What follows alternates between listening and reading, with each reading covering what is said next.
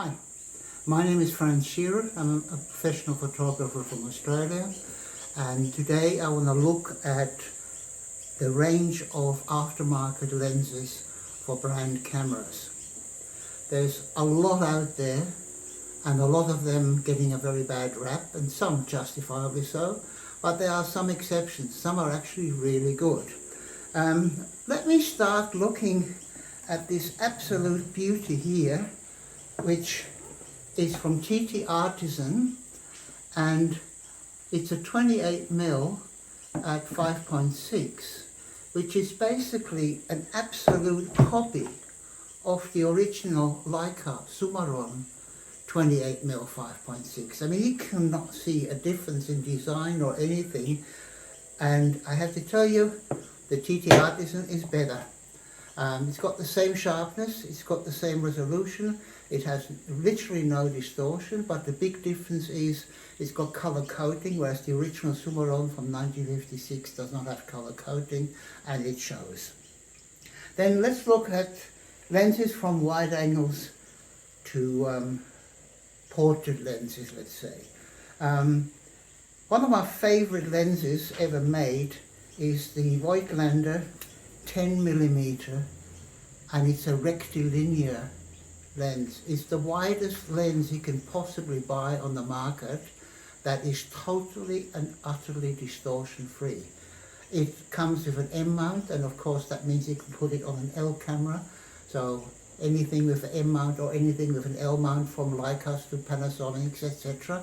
And it has an incredible resolution, and I use this lens regularly for indoor architecture or outdoor architecture. It's a brilliant lens. And also in the Voigtlanders we have the 21mm. This is a real little toy. I mean, it looks like a bottle cork or bottle stopper, and it's a good lens. It's slow, it's at f4, which for a 21mm I think is a little slow.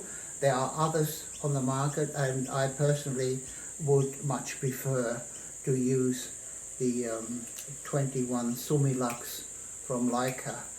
So that really doesn't make it in my book. Let's go to this lens here. This is a TT Artisan lens, and it's an 11mm fisheye.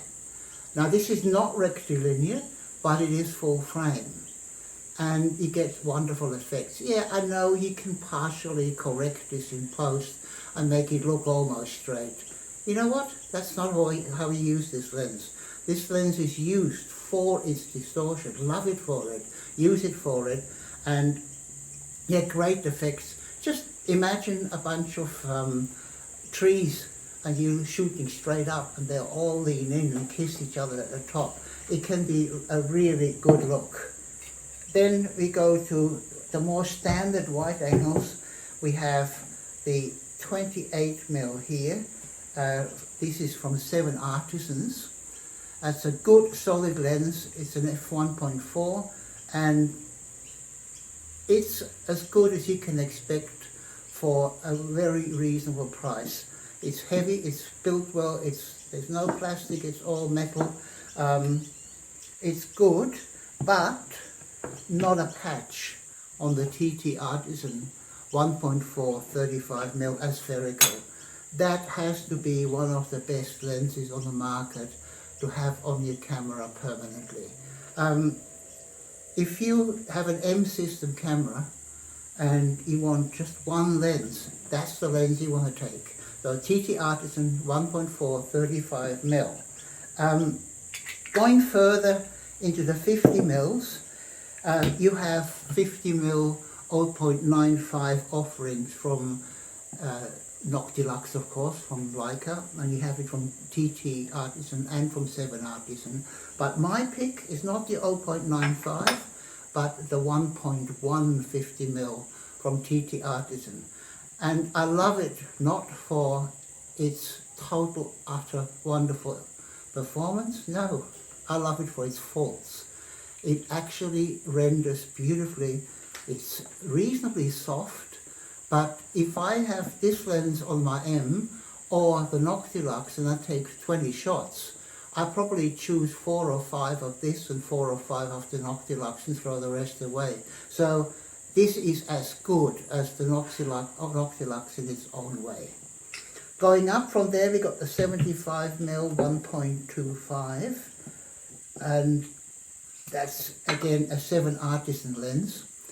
It's beautifully made, it's heavy, it's quite a big lens, and it's in perfect balance if you put it on the L system.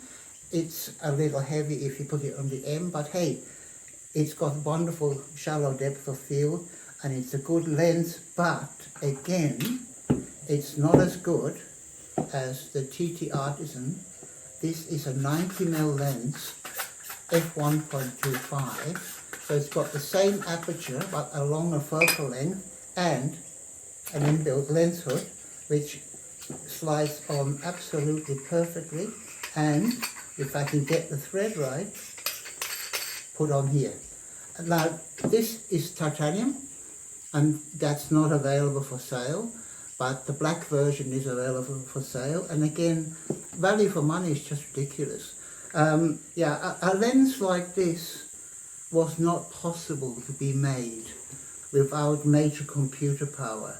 That's why until a couple of years ago, when you had ultra-fast lenses, they cost more than your average house, because simply the amount of manpower and the amount of money invested into huge supercomputers was over the top, and smaller companies couldn't afford them. Well, that's no longer the case.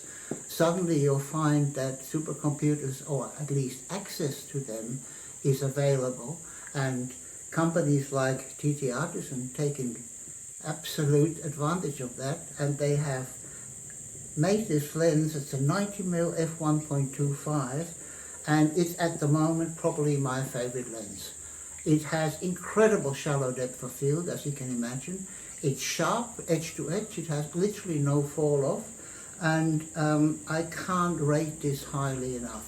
So my pick of all these lenses would have to be the 28 TT Artisan 5.6 on the M camera.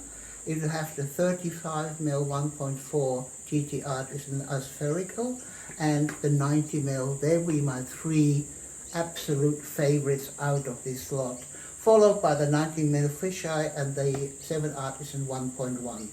And of course that is a totally different lens. The Voigtlander 10mm really doesn't belong into this lineup.